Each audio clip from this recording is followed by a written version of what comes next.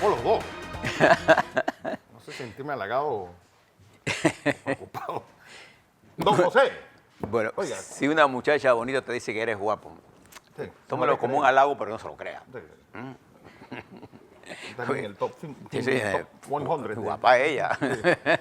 Oye, antes de empezar, quiero mandarle un beso a Mercedes Ramírez, Meche, hasta Cerro Batea. Alguien que, pues, parte de la familia que estuvo pues muchos años con nosotros. Así que, Meche, feliz cumpleaños. Para los que preguntan, las honras fúnebres de la mamá De José Raúl. de José Raúl será mañana a las 11 de la mañana, ¿no? En la iglesia de San Francisco de la Caleta. En la iglesia de San Francisco de la Caleta. Así que, para que usted pueda acompañarlo en este momento tan difícil. También voy al análisis de lo que pasó anoche, pero quisiera decirle que en la mañana de hoy, en la Asamblea Nacional, va a haber un debate sobre el proyecto de ley 136, que tiene que ver con el etiquetado en las cajetillas de cigarrillos. Esa comisión la preside el diputado Cristiano Adames, el doctor Cristiano Adames, y participa la presidenta de la Asamblea, Yanibel Abreu, que ha jugado un papel importante en el impulso de este proyecto de ley. Y yo creo que, fíjese lo que esto significa. Esto significa impulsar la salud del pueblo, porque el etiquetado lo que tiene como objetivo es evitar la propaganda engañosa de las tabacaleras cuando le ponen de que el filtro de mentol usted no consume menos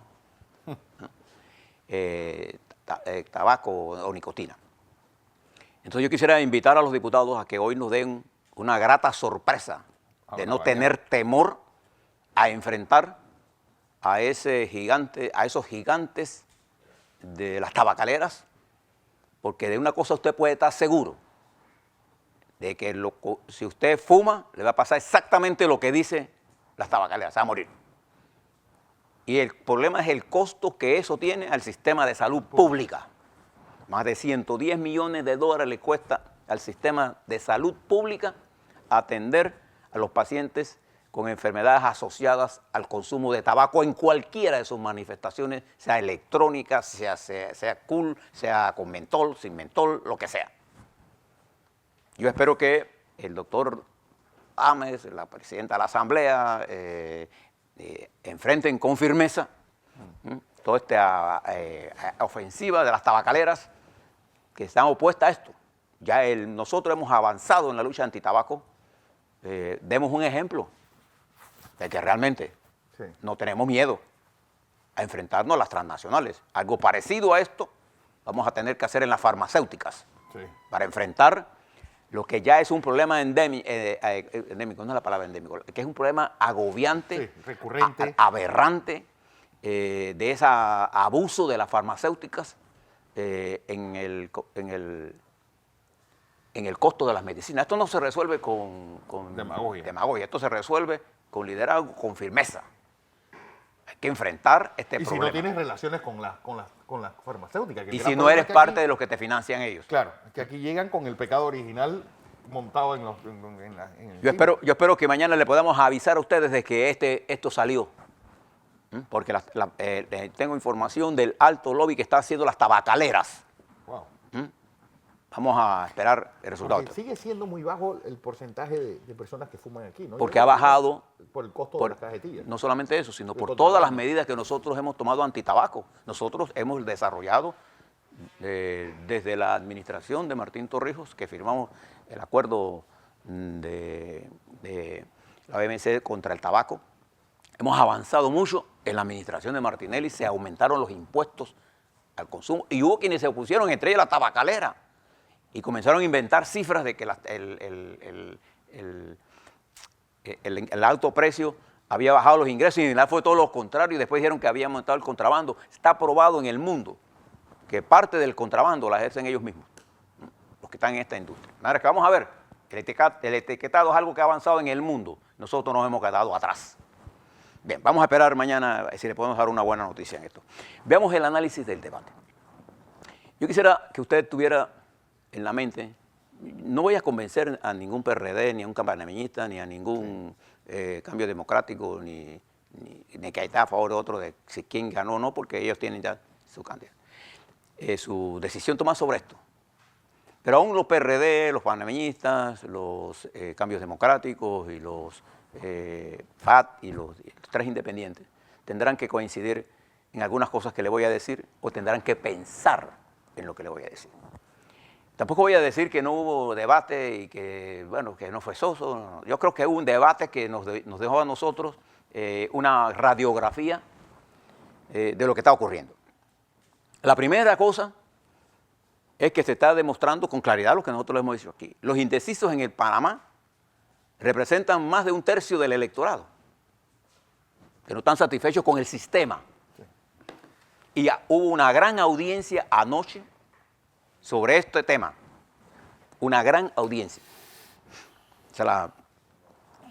Además debo recordarle que forma y contenido, que es una ley de la dialéctica, siempre debe ser seguida por quienes estaban. Y de manera que usted cuando vuelva a ver algunas de las imágenes, fíjese en la actitud corporal. El lenguaje sinergológico. El lenguaje corporal de los participantes. Y usted observará cuán confiado, cuán convincente, cuán agradable estaban al definir esto, quién de ellos tiene mayor personalidad para las grandes tareas que hay que realizar. Por ejemplo. La sinergología de ayer fue, y es algo que nosotros debemos siempre, nunca perder de vista porque ese lenguaje te engaña. Es decir, es el lenguaje kinésico, eso de tú, pues la forma como pones los ojos, tocarte la nariz, no hacer esto que estás diciendo indirectamente que estás mintiendo. Es decir, todo eso mírenlo. Bien. Y lo vamos a analizar. Y fíjense, vamos a ver los 4 puntos que se debatieron. Voy a arrancar de atrás para adelante. Cambios constitucionales. Fíjense que aquí había una teoría en el sector privado que lo impulsa y el candidato a Cambio Democrático que lo aceptó como propuesta, que era hacer cambios con las 2 asambleas. No cambia nada. Este cambio con la asamblea actual y la próxima. Anoche, la propuesta que explicó Rómulo Rux murió en su cuna. Porque ni Ameglio, ni la señora Ana Matilde, ni Saúl, ni Lombana, ni Blandón, ni Cortizo, que cambió su opinión ahora a otra, ahora permite que sea posible hacer este cambio por 2 asambleas diferentes, porque la propuesta de Cortizo, que se asemejaba mucho a la de Rómulo Rux, cambió para hacer ahora, sí, cambio a la vía de asamblea, pero la próxima asamblea, por 2 periodos diferentes y un referéndum. Y si no tiene la mayoría, Nito Cortizo entonces dice que llamaría a una constituyente. Dicho más claro, la primera derrota de anoche fue que no va a ser posible la constituyente. El cambio constitucional por 2 asambleas. Murió. Esa es la primera cosa que le quiero plantear. Y es, digamos, cuando la gente hace los análisis, se olvida del fondo de todas estas cosas. Y ha puesto el tema constitucional en uno de los problemas más importantes del país. Algunos dicen, bueno, es que la Constitución con la Constitución no se come, con la Constitución no se compra medicina, con la Constitución no. Con la Constitución podemos reformar el Estado para que la gente no robe. O por lo menos cerrar los portillos para la corrupción, para hacer un control de balance de poderes que se ha perdido en el país.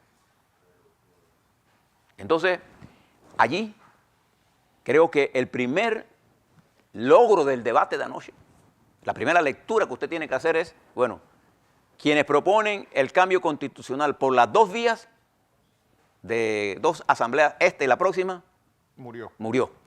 Ya que salvo que alguien que gane ahora se cambie de bando y tenga los votos, entonces, pero ya eso será casi imposible hacerlo. Porque ninguno de los presidentes de los que está ahí va a obtener mayoría en la Asamblea Nacional. Por lo menos esa es la tendencia de lo que estamos viendo en este momento. Esa es la primera cosa, Fernando, que debemos sacar de este debate. La segunda cosa que tenemos que ver en el agro. no hay la menor duda que en el agro, que se concentró fundamentalmente en el problema de las importaciones y el efecto que tiene, que no es el único problema del sector agropecuario, pero bueno, los temas siempre son los puntuales, ¿no? La desventaja la tiene Nito Cortizo, se lo habíamos explicado aquí por qué. Y de hecho, las principales controversias, tanto de Blandón como de Rómulo Rux, vinieron sobre el tema de AUSA. Sí, bueno, fue la piñata de ayer. Una. La otra fue la Constitución. La Constitución, no. La Constituyente. La Constituyente. Y que quedó derrotada. Si la campaña de Nito sabía que ese era un problema, entonces yo me hago la pregunta, ¿Para qué llevó a Martín? ¿para qué lleva al ministro Salazar, que fue el que firmó? El TLC. No, la AUSA. O sea, tú no puedes estar diciendo que lo vas a eliminar y estás llevando como tus aceras a quienes lo crearon, porque además es evidente que el decreto por el cual se pidió la autorización para una legislación por decreto de diciembre del 2005 lleva la firma del ese entonces ministro Nito Cortizo. Y la ley que sale de la Asamblea, que es la ley del 3 de enero, se publica después que Nito renuncia, que es como por ahí por finales de enero, y la USA se firma en febrero, bajo la firma del señor Salazar, que anoche estaba ahí. Y el ministro que le explica esto de la posición de los Estados Unidos a Nito Cortizo, según Nito Cortizo, es el ministro Andy Ferrer, que es parte de su equipo de asesoría. O sea, forma y contenido. Es lo que yo hablo. Cuando usted quiere decir que va a hacer un cambio, entonces alguien le tiene que decir, no te hagas acompañar con los verdugos de ayer. Porque al final del día el liderazgo es sobre credibilidad.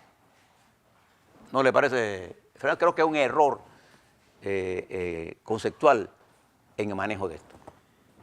El tercer elemento importante anoche fue el problema de la salud pública, que se concentró en el problema de las medicinas. Porque al final del día, esta elección, y es la importante, la otra elección que ustedes sacan, esta elección, más que sobre el problema programático, es sobre la capacidad de liderazgo. Lo que estamos votando es quién es el presidente que realmente tiene la capacidad profesional, experiencia, firmeza, coraje. Nosotros le diríamos en otra forma más fuerte, pero no lo vamos a decir. ¿Quién es el que tiene la estamina? Bueno, y lo que sí quedó claro ayer también es que la época de los grandes oradores te acabó. Pero con 1 minuto y medio, ¿qué puedes tú...? Sí, pero, ¿sabes? De ese minuto y medio, cada uno de ellos, yo creo que 40 segundos lo desperdició en arandelas y no en contenido. Sí, porque cuando todos los que hemos participado en procesos de oratoria, de discusión, de debate, necesitas tú para poder enfocar el problema por lo menos 1 minuto de introducción al tema. Y ya cuando tú entras al tema ya se acabó el tiempo. Y entonces esa chicharra ya te desconcentra. Se desconcentra. Bien. Entonces, cuando usted mira a todos los candidatos ahora, uno por uno, fíjese el caso de Saúl Méndez. Saúl Méndez habló con mucha soltura, no con esa característica de él de ir al ataque.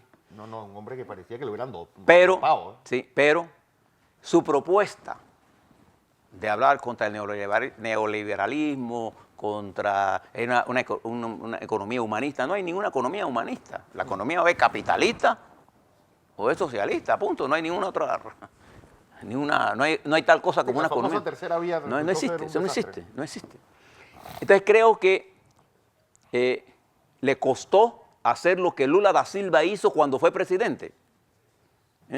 Abrigar el sistema democrático como es, y el sistema económico, hacerle transformaciones sociales, pero sin atacar a la estructura económica. Bueno, Lula da Silva, no olvidemos que fue 4 veces candidato a presidente. Pero él aprendió. Cada derrota lo llevaba más al centro. Él aprendió en el proceso. Creo que en el caso, por ejemplo, de Ana Matilde Gómez, que tiene un buen conocimiento jurídico, creo que hay cosas que debiera manejar con mucha más Postura. convicción, que es el conocer la economía. Creo que cuando se dicen y se hacen aseveraciones que no encajan en la realidad económica, te lleva a discursos huecos. Creo que la gente que preparó a Nito Cortizo jugó en el esquema de jugar safe, a salvo. Las campañas electorales son para arriesgar. Entonces, creo que su lenguaje que tuvo, el cierre de él, Nito, a mí me pareció bien. Sí, pero un lenguaje corporal que lo estaba engañando mucho. Exactamente, porque ahí está la forma. El lenguaje corporal de Nito se le veía en la imagen cansada. Yo por lo menos, cuando si usted me pone a mí a 2 horas sentado parado ahí, a la media hora ya yo no sé ni qué hacer, ¿no? Eso no es, la expresión de su rostro, cuando incluso mucha gente dice que, bueno, ¿por qué tú atacas? Las campañas electorales son una guerra.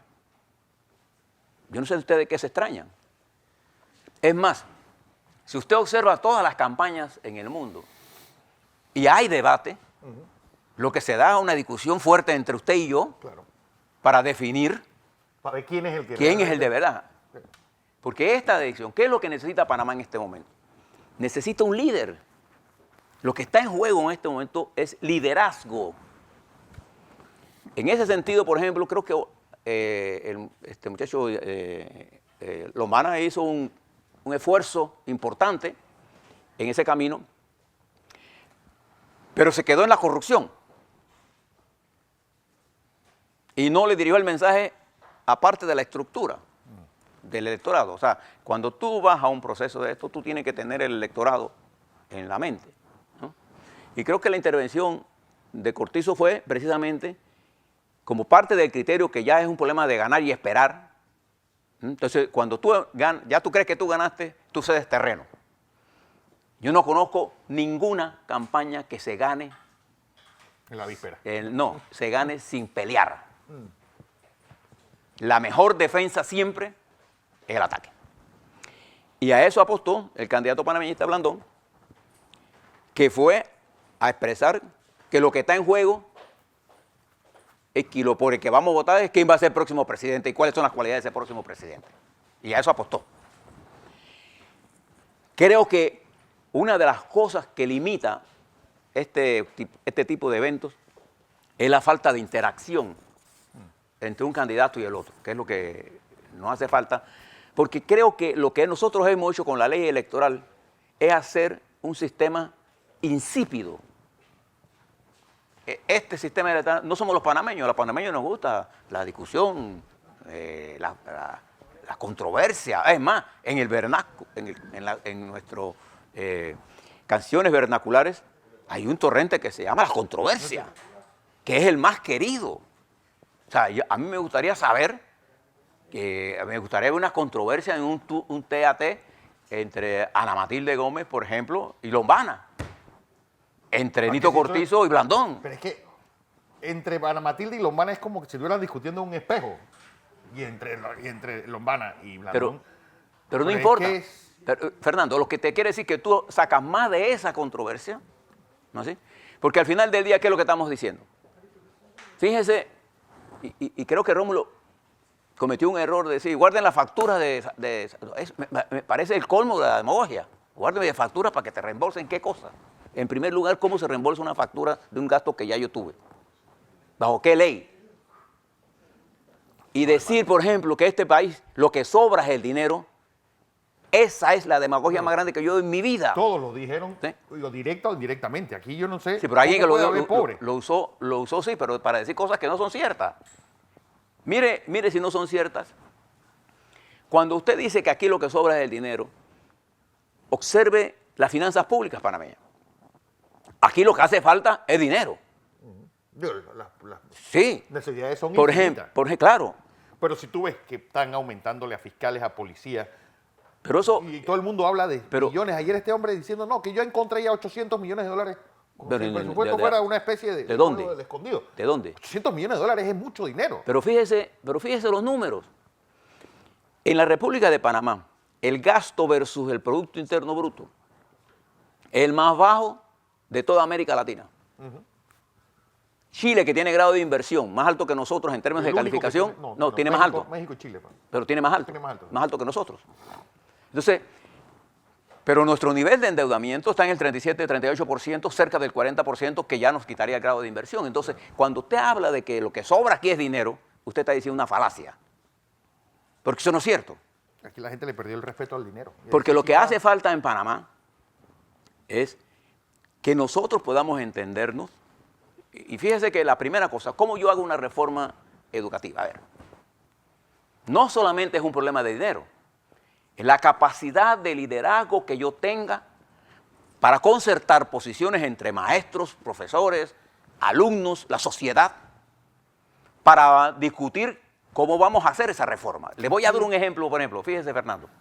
En Brasil, el presidente Bolsonaro acaba de mandar al Senado una reforma al sistema de invalidez, pensión y muerte, en la que eleva el nivel de la mujer de 55 años a 62 años y eleva el nivel de los hombres de 62 a 65. Usted está en 62. América Latina en general está en ese rango. ¿Pero qué significa eso en Brasil? Que tendrás tú que trabajar 10 años más para lograr esto. Y él la manda esta sin ningún tipo de consenso. Nosotros tenemos que ver el problema de la seguridad social. ¿Qué es lo que nosotros necesitamos? Para hacer eso no se necesita plata. Para hacer eso se necesita liderazgo. Y tener,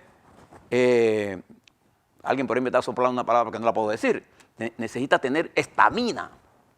O sea, y fíjese, lo otro es más importante. Lo que depende de nuestra economía es de la capacidad y comprensión que tenga nuestro presidente o presidenta para entender el contexto global en donde nuevas avenidas de posibilidades de desarrollo se dan, de modernización de nuestro sector de servicios, a lo cual el sector financiero se opone duramente. El otro problema de las medicinas Opa. es enfrentarse a las farmacéuticas, que también el presidente de los Estados Unidos está enfrentado a ellos. Esa batalla se va a hacer allá, no aquí. Y entonces, ¿cómo nosotros vamos a manejar esto? Al final de esto, ¿qué le quiero decir con esto? Creo que el debate anoche, lo voy a llamar porque así está formado, dejó como saldo muertos y heridos. Una de las cosas que dejó muerta fue que la reforma constitucional no se va a hacer por dos asambleas diferentes. Ya, murió. Hay un compromiso del PRD, ya mató, porque incluso se hablaba de que ya había un compromiso entre dos partidos para presentar la reforma antes de las elecciones. Ya eso murió. Y entonces va a quedar la reforma constitucional para el debate político electoral. Y ahora nosotros por primera vez tenemos a los candidatos enfrente. Ahora la campaña comienza. Y aquellos que ayer pensaron que ya ganamos, comiencen a escribir el libro de nuevo. Porque si usted observa, mire, haga el siguiente ejercicio que yo hice esta madrugada. Porque cuando yo me desvelo me cuesta dormirme. Entonces, como toda la gente que estudiamos y leemos mucho, cuando uno se desvela, lo único que se puede es estudiar, no puede hacer más, hasta que te canses al día siguiente. Usted ponga las figuras sin sonido. Bájale volumen y mire las caras de cada uno. Es peor. No, mírelo. Eso le va a demostrar a usted el neurolingüismo, el neuroanálisis, le permite a usted ver los gestos que yo hago. Sinergología se llama ciencia. Para cómo yo miro, la cara que yo pongo, si yo cierro los ojos, si me atacan yo cierro los ojos, la forma que yo digo, la firmeza como que yo hablo, demuestra más de mí que las palabras que yo emito. Y ahora lo que va a salir es cuál es la hoja de vida de cada uno de estos candidatos. No. Y yo creo que más importante que eso, uno, el entourage que tiene detrás. Claro. Porque aquí esconden un montón de figuritas que cuando se llegan al gobierno despartan. Yo recuerdo cuando la época de Ernesto Pérez Valladares. Sí, Manuel Mira lo que le voy a Rodríguez. decir. Cuando la época de Pérez Valladares, una época complicada, porque pasaba casi por invasión, casi estaba a flor de piel las heridas de la invasión. ¿Qué decisión tomó la campaña de Pérez Valladares? Sacar hombres importantes, tales como cuáles.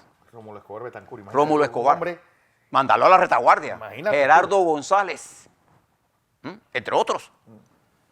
Y entonces, porque ahora, uno de los problemas que es que uno siempre piensa, dime con quién andas y te diré quién eres. Entonces, yo pienso que este primer intento nos debe llevar a nosotros a replantearnos las reformas electorales. sí, un desastre. Porque estas reformas electorales tienen algunas cosas buenas, pero en materia de campaña, para elevar el entusiasmo y llevar el debate, ha quedado evidenciado que son un desastre. No, además que tú estás votando por gente desconocida. Sí, porque No te dan tiempo de conocer a nadie. pero entonces quiere decir, creo que el debate va a ser generado en la capacidad de liderazgo.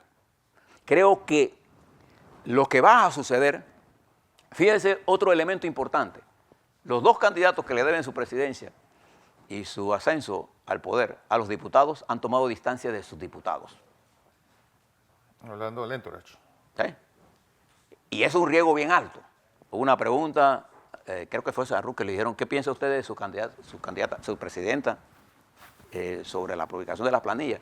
Yo hubiera sido Rómulo, yo hubiera salido a defender a mi secretaria general. La decisión de Cortizo de no usar la asamblea esta es tomar distancia de sus diputados. Bueno, es que todos Entonces, tienen ahora tú te preguntas, sus esqueletos en el closet, porque ¿qué Ahora, hace Blandón, por ejemplo, con Varela? Que eso es el yunque más grande que puede tener un candidato de gobierno. claro, la pregunta ahora es, fíjate, cuando la diferencia ¿es Blandón el candidato de Varela, sí o no? ¿Ha hecho Varela para que sea el candidato, sí o no? Entonces, Mira quién está detrás de cada uno ya. sí, pero eso va a tener una importancia, sí, todo esto va a tener una importancia, porque más importancia que el programa en sí va a ser las cualidades del candidato Y del equipo. y del Yo equipo que está ahí. del equipo. ¿Y por qué? Porque me pareció una imprudencia de que tú te hagas acompañar y que tú te plantees como el cambio cuando llevas contigo Todo el a ganado. los que hicieron el cambio que la gente quiere cambiar. O sea, es como... Contraproducente. es decir que yo no voy a cambiar nada. Bueno, yo sí quiero decirle lo siguiente. El país sí quiere cambio. Sí, necesita urgente. Y quiere liderazgo. No se puede hacer cambio sin liderazgo. Yo termino con esto. Cuando nosotros asumimos el gobierno con el general Torrijos, nosotros tuvimos que empoderar a Torrijos y lo hicimos del campo a la ciudad. Porque la Guardia Nacional era despreciada aquí. Y una vez que empoderamos de liderazgo a Torrijos, emprendimos la lucha más importante, que fue la enfrentando a los Estados Unidos. El liderazgo es la capacidad que tiene una persona para concertar esfuerzos, no para tener unanimidad. Entonces, lo que no están entendiendo la mayoría de las campañas es que siendo ese el principal problema y siendo el problema de la fragmentación de la sociedad, el principal problema, el que le hable de reforma educativa, le hable de reforma sanitaria, le hable de reformas en la medicina, de reformas constitucionales, sin experiencia de capacidad de dirección y de concertación de fuerza, le está diciendo una charlatanería. Y ayer haga el ejercicio que yo le estoy diciendo y verá. Y después, si cuando le quede tiempito, busque ese. Fíjese lo que hacen en Singapur. Si yo quiero ser ministro de Educación en Singapur, ¿qué hace el gobierno de Singapur? Busca mi hoja de vida. Mi hoja de vida. Y si yo, por ejemplo... No, espera, y te manda donde una especie de 50 sabios que existen. Y si me van a contratar, digamos, yo soy el experto más grande en el mundo en educación y en mi trabajo yo gano $200,000 por año. El gobierno de Singapur me ofrece $300,000 como ministro y yo soy el ministro porque sé lo que tengo que hablar. No importa que sea yo de nada, él no tiene nada que ver con partido. O sea, ellos consiguen los ministros como CEO, con un jefe ejecutivo que tiene que hacer una tarea. Bueno, nosotros tenemos que ir a la excelencia en la selección de ese gabinete, pero no podemos hacerlo con que vamos a poner la gente de mis amigos y mi partido. Aquí el partido tiene que ser Panamá. Es que ahí es donde lo más importante de una reforma educativa es saber quién va a ser tu ministro de Educación. Claro. Si te van a salir con el que está ahí, que nadie sabe ni siquiera cómo se llama, que yo creo que no puede cambiar ni siquiera la posición del escritorio de su oficina, la educación va a quedar igual. Claro, por eso, es liderazgo. Liderazgo. Bien, lo dejamos ahora en compañía de una de nuestras compañeras. Bueno, Saray Pineda Troch va a estar con nosotros. Vamos a analizar qué le pareció ese debate, qué resalta, bueno, un debate a grandes rasgos aburrido, pero de todos modos, ¿qué es lo bueno, lo malo y lo feo de este debate?